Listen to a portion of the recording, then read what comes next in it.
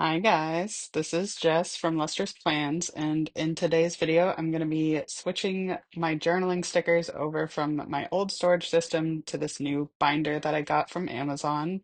I'll leave it linked in the description below, but it's a lot bigger than my previous binder, as you can see. I think that one had like a 1 inch spine, and this one is 2 inches, and it has 2 inch rings, which is going to allow me to store a lot more stickers. So here I'm showing you my former storage system, which was clearly not working well. And now it's speeding up into just me taking everything out of the sleeves and reorganizing it. So most of the video is going to be that, just me like figuring out what categories that I want for my new storage system and deciding, you know, where everything's going to end up.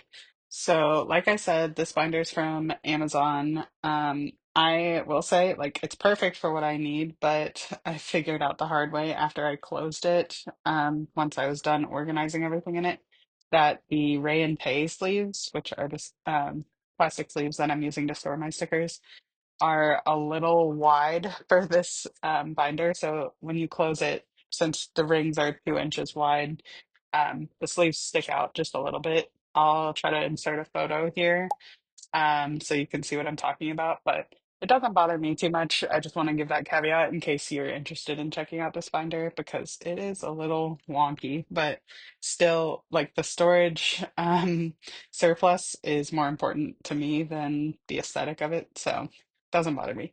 But yes, here I am organizing all of my journaling stickers into various categories.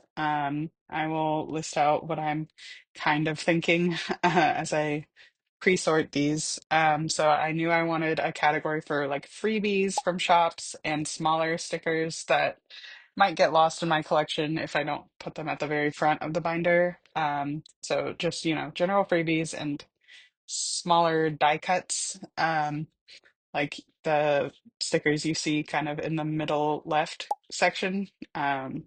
So that is at the front, and then ephemera pieces, which also kind of coincides with um, small freebies and stuff because they're generally smaller. I actually filmed this back in February, and as I'm doing this voiceover, it is currently July, so it's been a hot minute since I actually did this process.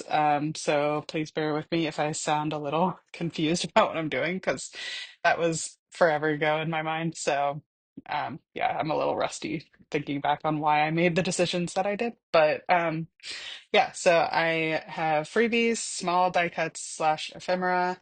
And then torn paper. Here's an overview of what my desk looked like at that point. Um, so I'll pause and get into what I'm doing on screen.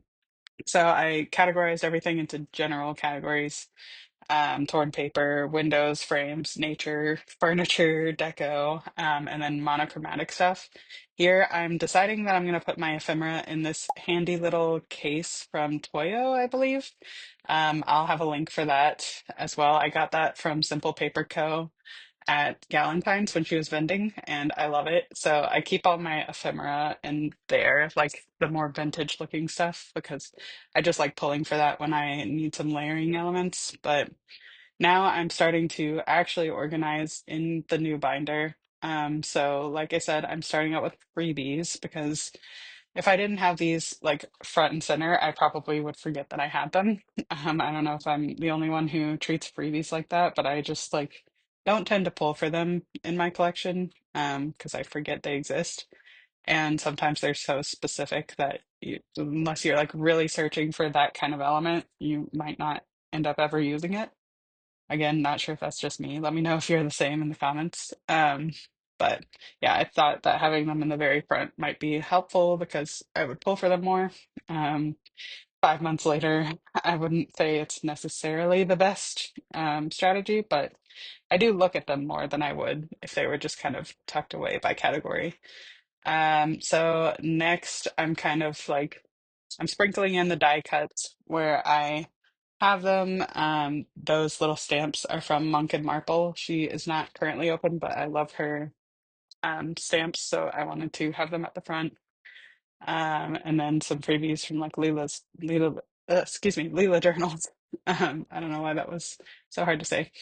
There's a lot of me like shifting stickers around from sleeve to sleeve to try and maximize my sleeve capacities because I only have so many. Um, but if you weren't aware, all of the sleeves are from Ray and Tay Co. They are a sticker storage um, focused company, and I love their products. They also sell binders, but I think their widest um, rings binder capacity is like 1.5 inches, which is still really good capacity, but for like this kind of storage, I really wanted everything in one place, and I have so many stickers that I needed more than that. So that's why I went to Amazon for the binder. But all of the sleeves I'm using are from Ray and Tay, and they're really great because they have different size sleeves depending on the size stickers that you need.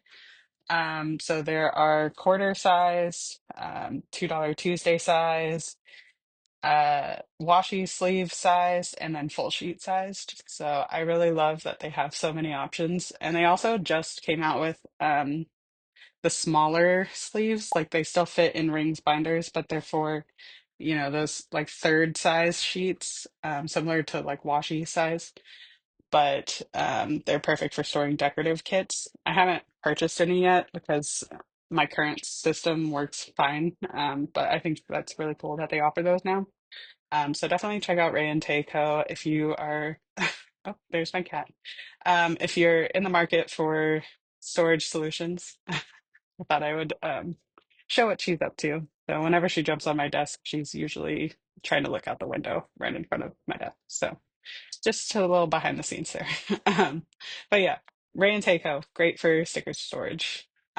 So as you can see now, I've moved on to like the frames and the windows. The way I store my stickers isn't necessarily like the most logistically like um smart way to do it, I guess, but it's just how my brain works as far as like looking for stickers. So I have like categories and then subcategories, and it makes sense in my brain when I'm like shopping my collection for spreads. So yeah, if it doesn't make sense to you, I totally understand. Everyone stores their stickers in different ways, but I hope this is at least inspiring if you're on your sticker storage journey and need some inspiration for how to store yours. Yeah, I think things have even changed and shifted in my binder since I filmed this because I'm looking at the binder now while I record this voiceover, and some stuff is definitely not how it was when I filmed this. So um, it's ever changing, ever growing, but that's the really cool thing about storing stickers in sleeves as opposed to like albums that don't, you're not able to move them around as easily. If I need to add stickers to this, I can easily just add more sleeves in between pages and add stickers as I go. So it's been really nice having this kind of system. I'd highly recommend a rings storage system if you're not using one. I've seen people use like drawers or albums before, but that just would not work for me because my sticker collection is ever growing, and I like being able to keep them organized and categorized. So this has been the best system for me so far. But let's see, what else is there to talk about? Um, I do have a lot of old Ray and Tay sleeves from back when they didn't have um, like slits on both sides. So if you're an OG Ray and Tay fan, when they first released their quarter sized and $2 Tuesday size sleeves, they only had the slit for inserting stickers on the front side. So they were only front loading, not back loading. Actually, I'm not sure if the quarter size had back loading as well, but I have a ton of the Tuesday sized ones that don't have the backloading one. So if you're interested in those, I am definitely looking to destash those because I just don't like the inconvenience of having to pull from the front. I hope I'm making sense, but if you know, you know. So if you don't mind the front loading ones, let me know and I will try to work with you to get those in your hands because right now they're just sitting in my office collecting dust and I would love to pass them on to someone who could use them. Here you see me kind of like consolidating some sheets.